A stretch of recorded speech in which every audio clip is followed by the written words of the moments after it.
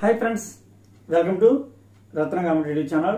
ఇంకా ఎవరైతే రత్న competitive channel మీరు సబ్స్క్రైబ్ చేయలేదు, సో మీరు వెంటనే రత్న కాంపిటేటివ్ ఛానల్ మీరు సబ్స్క్రైబ్ చేసి బెల్ సింబల్ని మీరు క్లిక్ చేసినట్లయితే నోటిఫికేషన్ రూపంలో మీకు సబ్జెక్టు మీకు ఏదైతే డౌట్ ఉందో మరియు కేంద్ర రాష్ట్ర ప్రభుత్వాలు ఇస్తున్నటువంటి నోటిఫికేషన్కి సిలబస్ మరియు మనం ఎలా చదివితే కనుక మనం క్వాలిఫై అయ్యి అత్యధిక మార్కులు మనం సంపాదించుకోవాలి, ఉద్యోగంలో స్థిరపడాలంటే చక్కగా ప్రతిదీ కూడా మీకు అర్థమయ్యే విధంగా చాలా క్లియర్గా చెప్తూ ఉంటాం.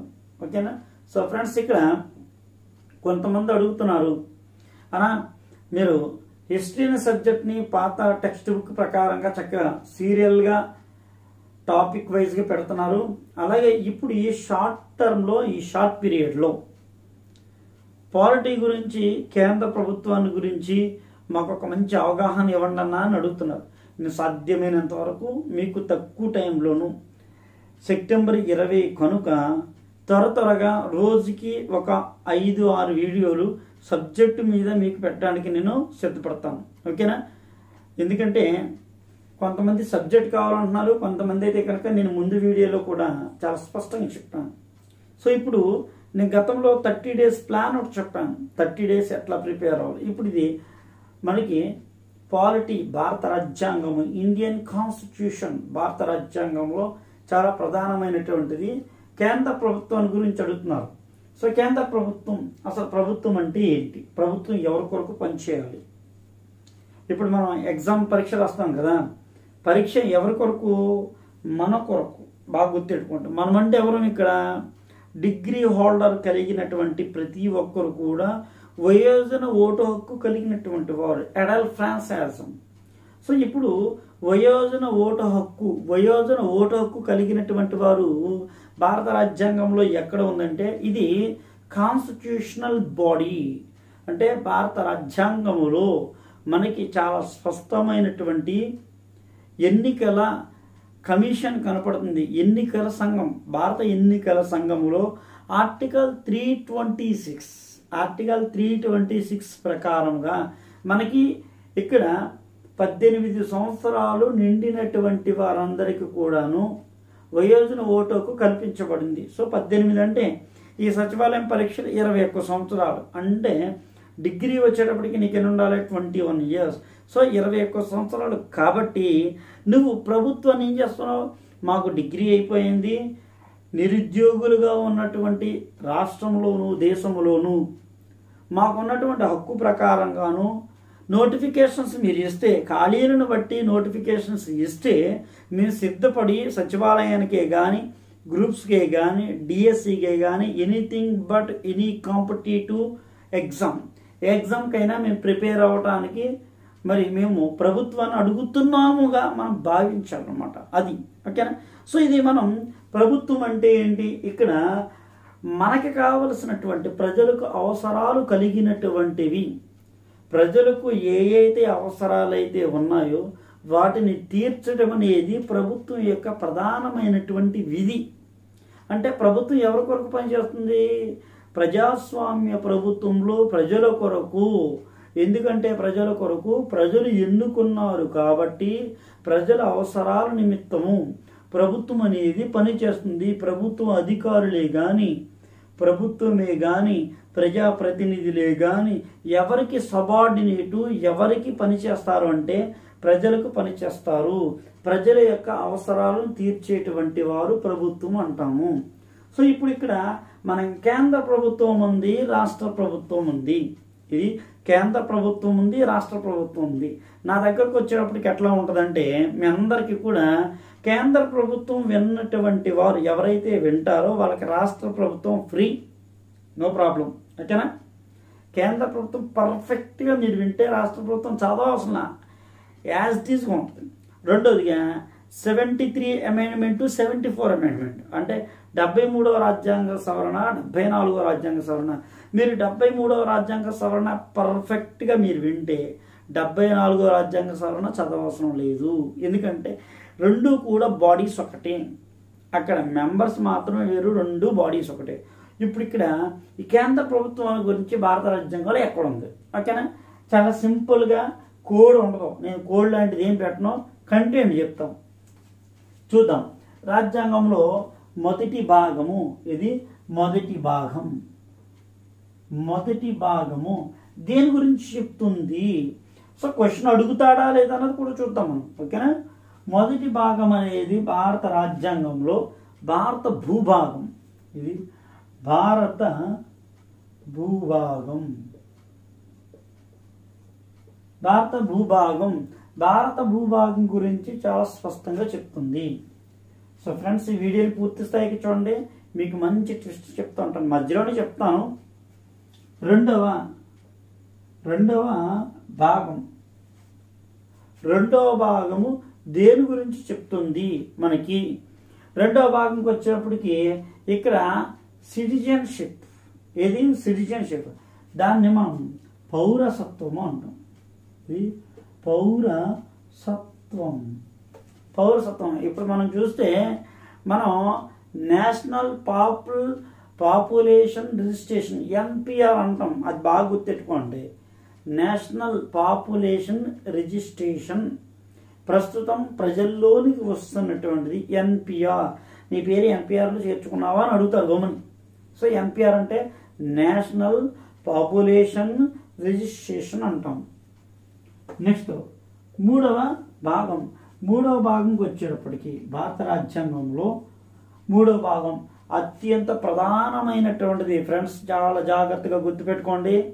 మూడవ భాగం అత్యంత ప్రధానమైనటువంటిది ప్రాథమిక హక్కులు. ఏంటిది? ప్రాథమిక హక్కులు.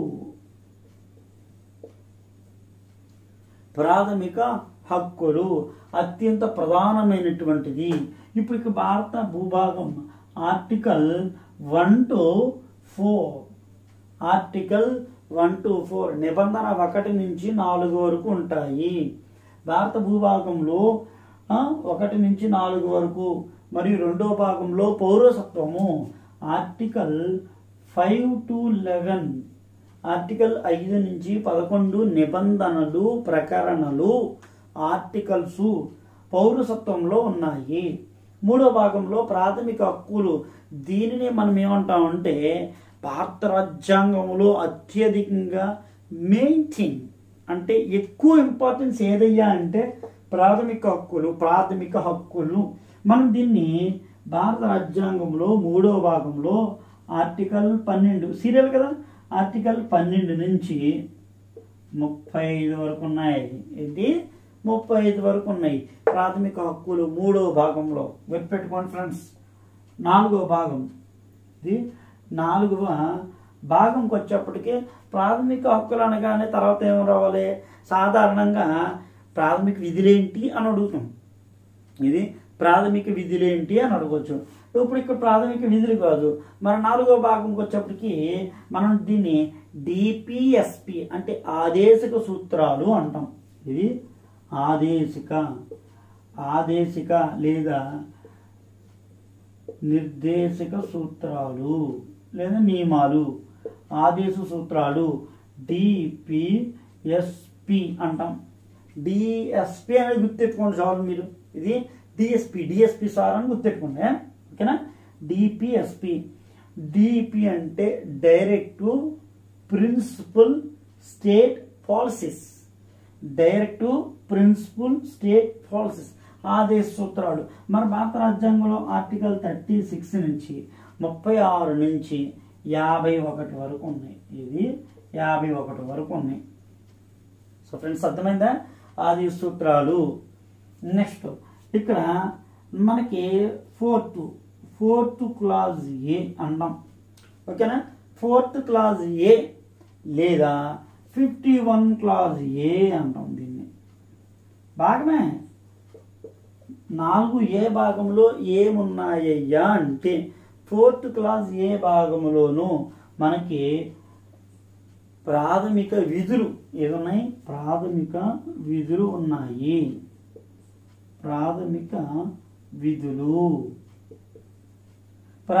విధులు ఉన్నాయి. సో ప్రాథమిక విధులు భారత రాజ్యాంగంలో ఎక్కడ ఉన్నాయ్యా అంటే 51 క్లాజ్ ఏలో ఉన్నాయి. ప్రాథమిక విధులు ఎన్నున్నాయి నంబర్ ఆఫ్ లేదా how many fundamental duties of constitution in India. అంటే భారత రాజ్యాంగంలో ప్రాథమిక విధులు సంఖ్య ఎన్ని ఉన్నాయి అంటే ప్రస్తుతం 11 ఉన్నాయి. మొదట్లో 10 ఉన్నాయి ప్రాథమిక విధులు. ఇది ఎక్కడున్నాయి? 4th A భాగంలో ఉన్నాయి. 4th A భాగాన్ని ఏమని పిలుస్తాం? 51 Clause A అని పిలుస్తాము. ఓకేనా? ఇప్పుడు ఇంకా మెయిన్ ప్రధానమైనటువంటిది 5వ భాగం. ఇది 5వ భాగం. 5వ భాగంలో భారత రాజ్యాంగంలో 5వ భాగంలో ఏమున్నది? భారత రాజ్యాంగం 5వ భాగంలో మనకి కేంద్ర ప్రభుత్వం ఉంది. అది వచ్చిందా? చూడండి ఇక్కడ కేంద్ర ప్రభుత్వం. ఏంటది?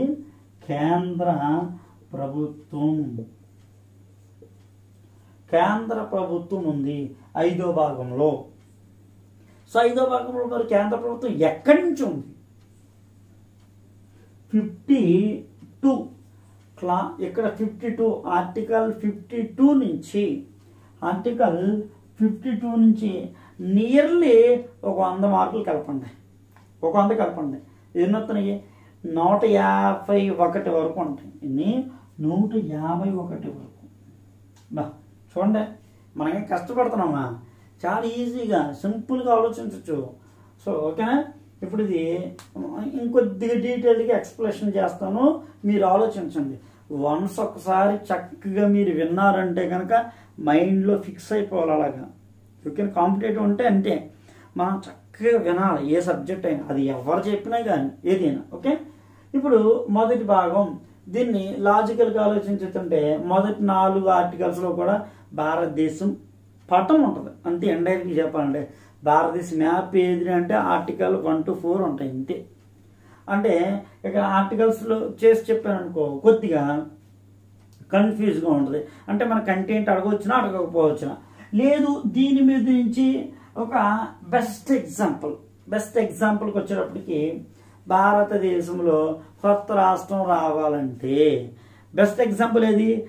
ఆంధ్రప్రదేశ్ నుంచి 2014 జూన్ 2న 2014 జూన్ 2వ తారీఖున ఏది ఏర్పడింది? తెలంగాణ. ఇది తెలంగాణ ఏర్పడింది. సో ఇప్పుడు మనకి ఐడియా వచ్చిందా? ఇప్పుడు ఆ రోజు జరిగింది, సమావేశంలో జరుగుతుండగాను మరి ఏం చెప్పారు ఇక్కడ? చాలా స్పష్టంగా అక్కడ గుర్తెట్టుకోండి. వాళ్ళందరూ చెప్తుంది, కేంద్రంలో ఉన్నటువంటి లోక్సభలో ఉన్నటువంటి సభ్యులు, రాజ్యసభలో ఉన్నటువంటి సభ్యులు, రాష్ట్రాలలో ఉన్నటువంటి 294 మంది ఎమ్మెల్యేలు మరి ఎమ్మెల్సీలు అందరూ కలిపి రాష్ట్రాన్ని విడగొట్టుకోండి, లేదా ఆర్టికల్ 3ని సవరించండి. మనోళ్ళు సవరించండి. ఎవరికి సవరిస్తారో మనకు సవరించారు ఆఖరికి, అంతే ఏం లేదు. ఓకేనా? ఆర్టికల్ 3 అన్నారు. సో ఇప్పుడు ఆర్టికల్ 3 ఎక్కడ ఉంది? మొదటి భాగంలో ఉంది. అర్థమైందా? సో మొదటి భాగం అనగానే ఆర్టికల్ 3ని సవరిస్తే కొత్త రాష్ట్రం ఏర్పాటు చేసుకోవచ్చు. రాష్ట్రాలతో పని లేదబ్బా, కొత్త రాష్ట్రం ఏర్పడాలంటే కేంద్రం అల్టిమేట్. సో ఇప్పుడు ఇది భూభాగం అంటే మీకు ఒక ఐడియా రావాలి. మొదటి భారతదేశ మ్యాప్ అంతా వచ్చేయాలి. రెండోదిగా పౌరసత్వం అంటే ఏముంది? నీకు రేషన్ కార్డు కావాలంటే ఏం చేయాలి? నువ్వు ఇక్కడే ఉంటున్నావా అని అడుగుతారు.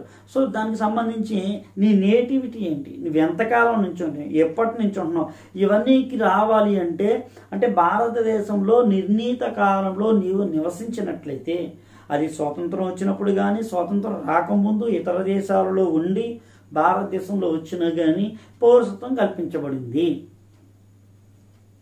నెక్స్ట్ ఇప్పుడు ప్రాథమిక హక్కులు ఉన్నాయి కదా, అది గుర్తెట్టుకోండి. ప్రాథమిక హక్కులు అనగానే మనకు మైండ్లోకి ఏం రావాలంటే, ఇక్కడ ప్రాథమిక హక్కులు, అసలు హక్కులు అనేవి ఉన్నాయా? హక్కులు ఉన్నాయి. హక్కు లేకపోతే నువ్వు ఎలా బతుకుతావు? నువ్వు బతకలేవు. హక్కులు లేకపోతే, ఎందుకంటే ప్రశ్నించడమే ఒక హక్కు. ఈరోజు ప్రభుత్వాన్ని కానీ ప్రజాప్రతినిధులే కానీ మీ ఊర్లో ఉన్న సర్పంచ్నే కానీ ఎంపీటీసీనే కానీ ఎంపీపీ కానీ ఎవరినైనా ఎనీ పర్సన్ నువ్వెవరినైనా ప్రశ్న వేయచ్చు. వాళ్ళ సమాధానం చెప్పాలనుకుంటే చెప్తారు, అది లేదు. ఖచ్చితంగా చెప్పాలని రూల్ అయితే లేదు. అంటే కొన్ని సందర్భాల్లో చెప్పాలి, కొన్ని సందర్భాల్లో అయితే కనుక చెప్పాలి. ఇక ప్రాథమిక హక్కులు ఏంటంటే నువ్వు జీవించడానికి నీకు హక్కు ఇచ్చింది, నువ్వు మాట్లాడుకోవచ్చు, భావ ప్రకటన చేయవచ్చును, నువ్వు స్వేచ్ఛగా తిరగవచ్చును, ఇష్టం వచ్చిన మతాన్ని అనుభవించవచ్చును, ఎక్కడైనా వ్యాపారం చేసుకోవచ్చును, ఎలాగైనా ఉండవచ్చును. సో భారత రాజ్యాంగంలో మనకంటూ పౌరులకు కొన్ని ప్రాథమిక హక్కులు అనేది ప్రకటన చేయబడ్డాయి, రచన చేయబడ్డాయి. సో ఇప్పుడు ప్రాథమిక హక్కులు ఉన్నాయి కదా. సో ఈ ప్రాథమిక హక్కులు వేరు, నైతిక హక్కులు వేరు, ఓకేనా. సహజ హక్కులు వేరు, హక్కుల్లో ఉన్నటువంటి టైప్స్. ఇక్కడ ప్రాథమిక హక్కులు మనము ఏ దేశము నుంచి గ్రహించాం. మనం చాలా దేశాలు తిరిగాం సుమా, 60 దేశాలు తిరిగాం. ఒకటా రెండా? 60 దేశాలు. 60 దేశాలను తిరిగి 16 దేశాలలో ఉన్నటువంటి సమాచారాన్ని సేకరించి భారత రాజ్యాంగాన్ని 1935లో ఉన్నటువంటి చట్టం ఆధారంగా అనేక విషయాలను గుప్తమైనట్లుగాను రాజ్యాంగాన్ని రచన చేస్తున్నటువంటి మహానుభావులు, ఓకేనా. సో ఇప్పుడు ఈ ప్రాథమిక హక్కుల్ని మనం ఎక్కడి నుంచి తెచ్చుకున్నాం అంటే చరిత్ర ఉంది, దీనికి చాలా చరిత్ర ఉంది. ఇప్పుడు ప్రాథమిక హక్కులు మనం చూస్తే చరిత్రలోనే కొద్దిగా డెప్త్గా వెళ్దాం, ఓకేనా. ప్రాథమిక హక్కులను మనం మొదటిగా ఎడ్వర్డ్ జాన్, ఎవరు? ఎడ్వర్డ్ జాన్ అంటాం. సో ఎడ్వర్డ్ జాన్ అనే అతను 1215లో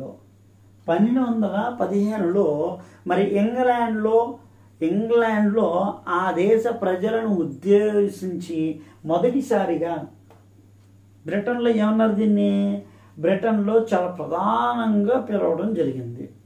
దీన్ని 1215ని ఎడ్వర్డ్ జాను ఇంగ్లాండ్ ప్రజలను ఉద్దేశించి ప్రాథమిక హక్కులను మాగ్నా కార్టా అన్నారు. ఏంటది? మాగ్నా, బాగా గుర్తుపెట్టుకోండి, మాగ్నా కార్టా. విడదీద్దాం, ఇప్పుడు పదాలను విడదీసేద్దాం. మాగ్నా అంటే పెద్దదేనా? మాగ్నా అంటే పెద్దది అని అర్థం.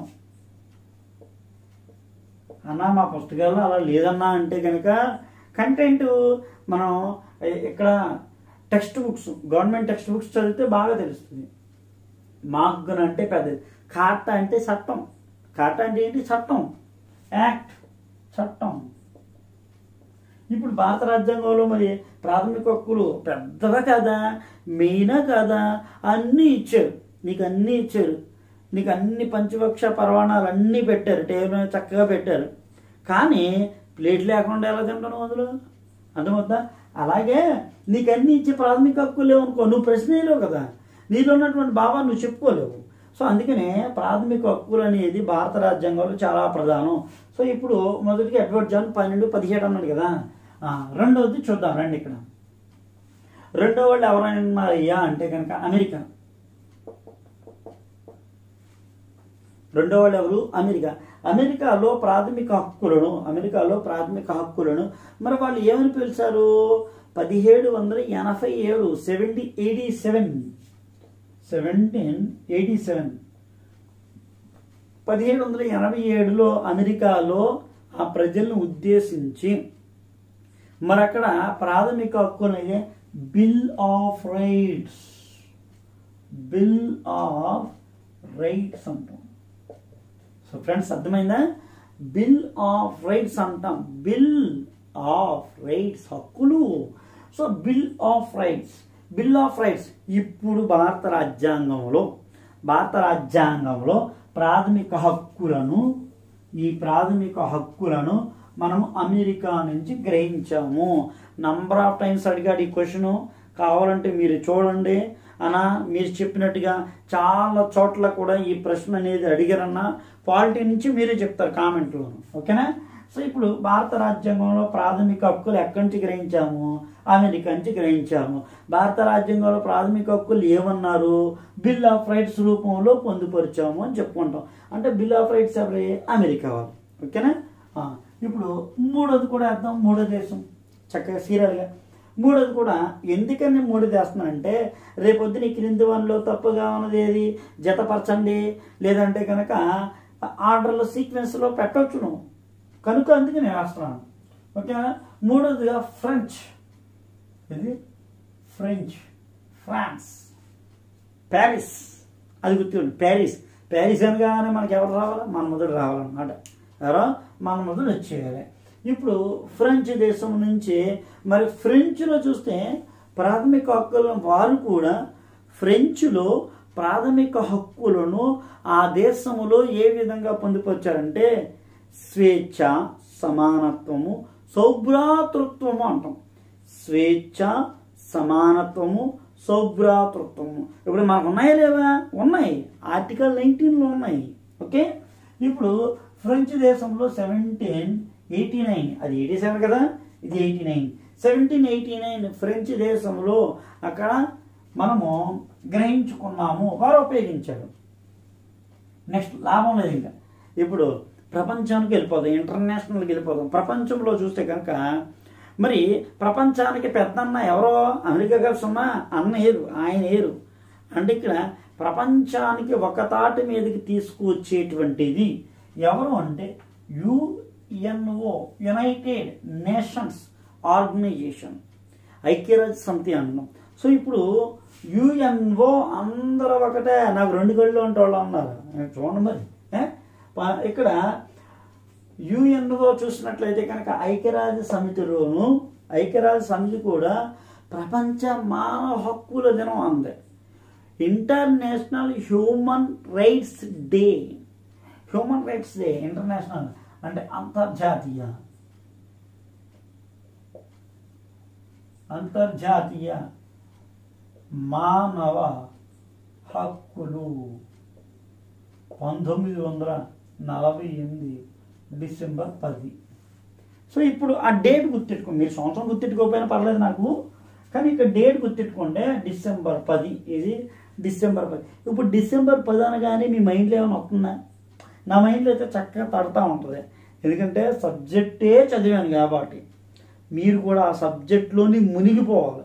ఇప్పుడు డిసెంబర్ 10 అనగానే మనకి నోబెల్ బహుమతులను ప్రదానము చేసేటువంటి రోజు. ఇది నోబెల్ బహుమతులను ప్రదానం చేసే రోజు డిసెంబర్ 10. సో ఇప్పుడు డిసెంబర్ 10 అనగానే అంతర్జాతీయ మానవ హక్కుల దినోత్సవం డిసెంబర్ 10. సో ఇప్పుడు యుఎన్ ఏం చెప్తుంది? బాబు ప్రపంచమంతా కూడా మానవ హక్కులు అనేది పాటించాలి అని చాలా స్పష్టంగా తీసుకొచ్చింది. ఓకేనా? ఇది మనకి కంటెంట్ ప్రాథమిక హక్కులు. మరి భారత రాజ్యాంగంలో మరి ప్రాథమిక హక్కులు అంటే కనుక దీని మీద మరి 1928లో లార్డ్ బిర్కెన్హెడ్, ఆయన పేరు గుర్తెట్టుకోండి. ఓకేనా? భారతదేశంలో 1928లో లార్డ్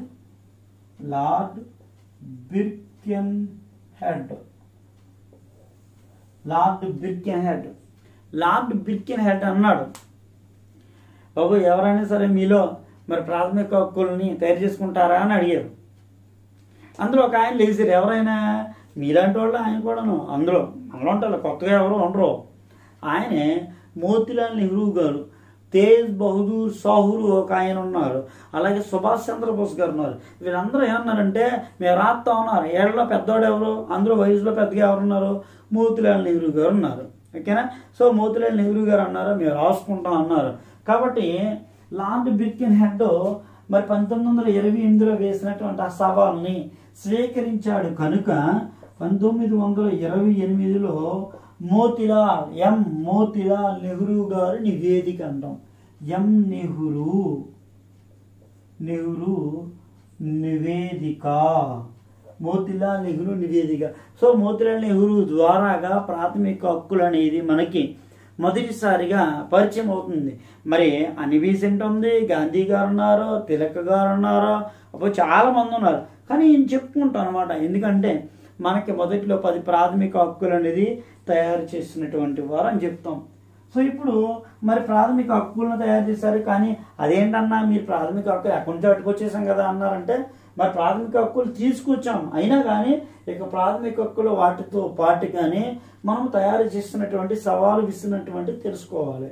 అంటే ఇక్కడ ఉన్నటువంటి అప్పుడు ఆ టైంలో మనకు ఆ టైంలో మరి ఏ వైస్రాయ్ ఉన్నాడు, ఏ గవర్నర్ జనరల్ ఉన్నాడు, ఇవన్నీ తెలుసుకోవాలి. ఏ ప్రధానమంత్రి ఉన్నాడు అంటే ఆ టైంలో ఉన్నటువంటి ప్రధానమంత్రి, ఆ టైంలో భారతదేశంలో జరుగుతున్నటువంటి భారతదేశంలో 1928 సమయానికి మన దేశంలో ఏ ఉద్యమాలు ఉన్నాయి, అప్పుడు ఏ గవర్నర్ జనరల్ ఉన్నాడు, అప్పుడు బ్రిటన్ ప్రధానమంత్రి ఎవరు ఉన్నారు, అలాగే ఇక్కడ ఆంధ్రాలో ఏ ప్రధానమైనటువంటి ఉద్యమాలు జరుగుతున్నాయి. ఎంత పర్ఫెక్ట్గా ఆలోచించవచ్చు తెలిసిన.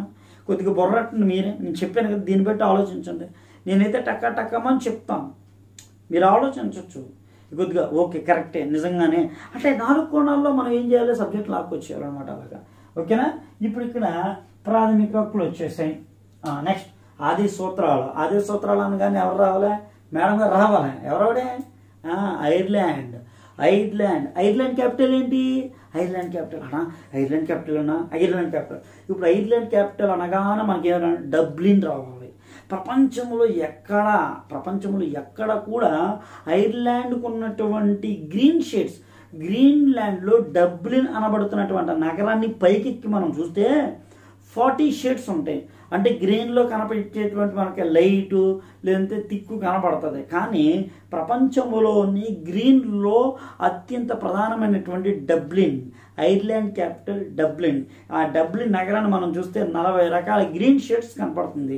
ఇప్పుడు ఈ ఐర్లాండ్ ఎందుకు చెప్పారన్నా అంటే ఐర్లాండ్ నుంచి భారతదేశానికి వచ్చినటువంటి వనిత ఐరిష్ ఉమెన్ ఐరన్ అంటే ఐర్లాండ్ వనిత ఎవరు అంటే కనుక మనకి ఇక్కడ అనీ బీసెంట్ అని చెప్పాలి. ఎవరో అనీ బీసెంట్, ఇక్కడ రాస్తున్నానే అనీ బీసెంట్ ఐరిష్. సో దీన్ని మనం ఎలా డ్రాక్ చేసుకోవచ్చు చూడండి. ఐర్లాండ్ ఆది సూత్రాలు మేడం గారు. మరి మేడం గారు అంటే మామూలు వ్యక్తి కోసమా, ఎందుకంటే theosophical society 1875 by New York established. New York 1875లో న్యూయార్క్లో స్థాపించినటువంటి థియోసాఫికల్ సొసైటీ అంటే దివ్య జ్ఞాన సమాజాన్ని భారతదేశంలో నడిపినటువంటి ప్రధానమైన మహిళ ఎవరంటే అనీ బీసెంట్ అని చెప్పాలి. ఓకేనా. అది 1875 అమెరికాలో. అక్కడ ఉన్నవాళ్ళు లేరు. కల్నల్ వాల్కట్ మేడం బ్లావర్స్కీ అంటాం అక్కడ. సో భారతదేశంకి వచ్చేప్పటికి అనీ బీసెంట్ అని చెప్పుకోవాలి. పైగా మనకి 1917 కలకత్తా మీటింగ్లో భారతదేశంలో ఐఎన్సి సమావేశానికి అధ్యక్షత వహించిన మొదటి మహిళ, బ్రాకెట్లో విదేశీ నెట్టుకోండి తప్పేం లేదు, మహిళ అంటాం. సో అంటే ఒక్కొక్క దాని గురించి చెప్పుకుంటే ఎన్నో వస్తాయి సుమా. సో ఇక్కడ ఆదే సూత్రాలు. మరి భారత రాజ్యాంగంలో మరి ఇక్కడ ప్రాథమిక హక్కులకైతే నువ్వు కోర్టుకెళ్ళి రక్షణ ఉంది, చట్టరక్షణ ఉంది, అన్ని రక్షణ ఉంది. కానీ ఆదే సూత్రాలు ఏమి, న్యాయ రక్షణ లేదు, చట్టరక్షణ లేదు. ఓకేనా. ఇక్కడ ఐర్లాండ్ అని గుర్తెట్టుకుంటాం. ఇది ప్రాథమిక విధులు వచ్చేప్పటికి రష్యన్ చెట్టుకొచ్చాం మనం. చూడండి, ఒక్కొక్క దేశం నుంచి పట్టుకొచ్చాం. ప్రాథమిక విధులు, ఫండమెంటల్ డ్యూటీస్, ప్రాథమిక విధులు భారత రాజ్యాంగంలో ఎక్కడ ఉంది? 4th క్లాజ్ ఏలో ఉంది.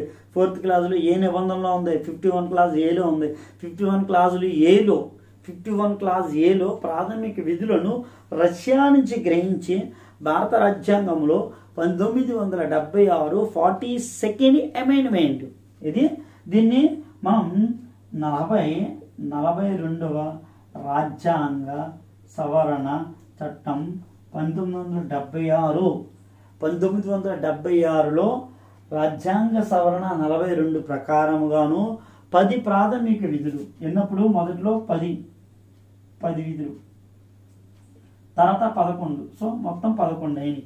మరి 10 విధులను పెట్టాలంటే కనుక దీనికి ఒక కమిటీ ఉండాలి కదా.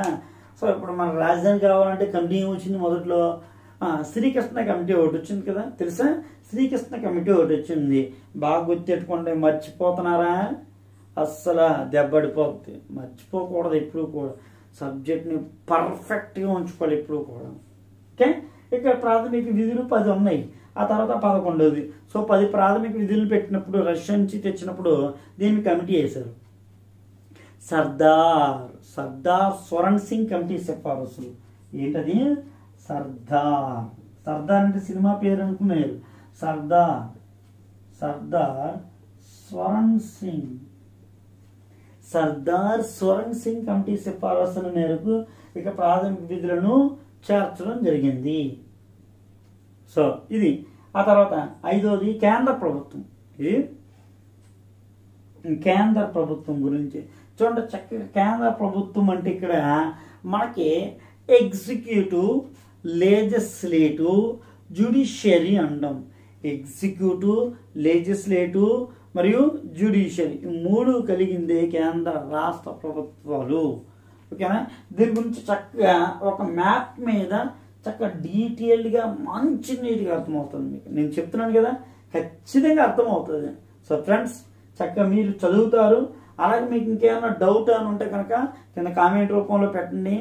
ఇంకా నేను మీకు చక్కగా మీకు అర్థమయ్యేదిగా తక్కువ టైంలో అన్నీ కూడా మనం చదువుతూ ఉండాలి. తక్కువ టైంలో అన్నీ కూడా మైండ్లో మనం పెట్టుకుని ఉంటూ ఉండాలన్నమాట. సో ఫ్రెండ్స్, మరి ముఖ్యంగాను మనకి 74వ స్వాతంత్ర దినోత్సవ వేడుకలు. సో అందరికి కూడా స్వాతంత్ర దినోత్సవ శుభాకాంక్షలు.